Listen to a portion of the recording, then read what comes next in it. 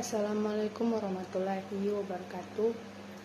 Perkenalkan, nama saya Elsa Moha. Saya berasal dari kelas A, Prodi Pendidikan Matematika. Di sini saya akan mempresentasikan hasil PPT saya yang berjudul Hukum Islam dan Masalah Kontemporer Pajak Fikih Lingkungan. Rumusan masalah yaitu ada apa pengertian dari Islam kontemporer. Yang kedua, bagaimana peran dan fungsi pajak menurut Islam.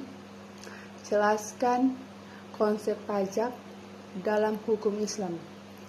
Apa yang dimaksud dengan fikih lingkungan. Tujuan yaitu untuk mengetahui pengertian tentang Islam kontemporer. 2. Dapat mengetahui konsep pajak dalam hukum Islam. Yang ketiga, mengetahui peranan dan fungsi pajak menurut Islam. Yang keempat, untuk mengetahui fikih lingkungan. Masuk dalam materinya yaitu tentang hukum Islam kontemporer.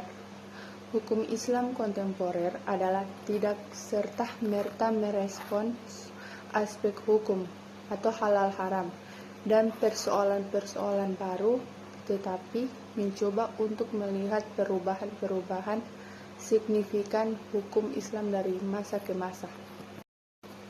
Masuk ke dalam materi yang kedua yaitu tentang konsep pajak dalam hukum Islam. Istilah pajak dalam hukum Islam yang menjadi sumber pendapat negara tidak kenal. Oleh karena itu, para ulama berpendapat mengenai status hukum pajak ditinjau dari konsep hukum Islam. Konsep hukum Islam, pajak adalah kewajiban yang dapat secara temporer diwajibkan oleh ulil amri sebagai kewajiban tambahan sesudah zakat.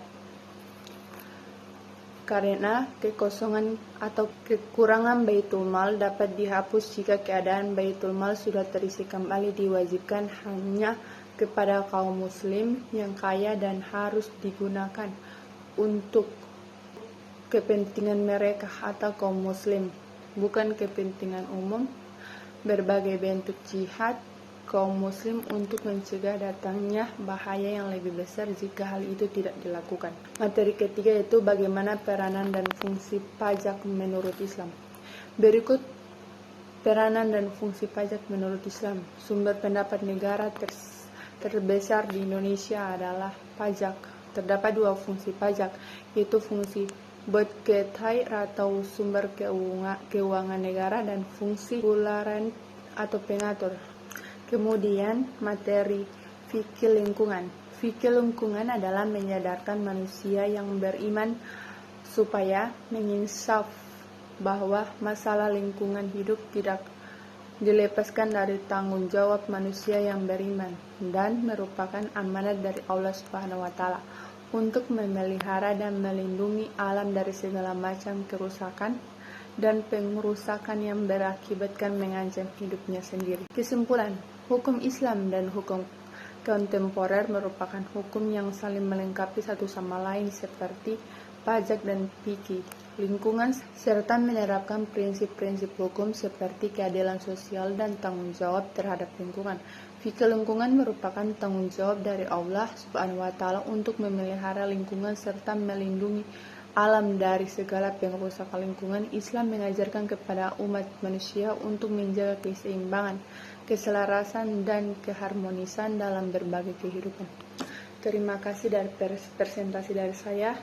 Wabillahi taufiq walhidayah. Wassalamualaikum warahmatullahi wabarakatuh.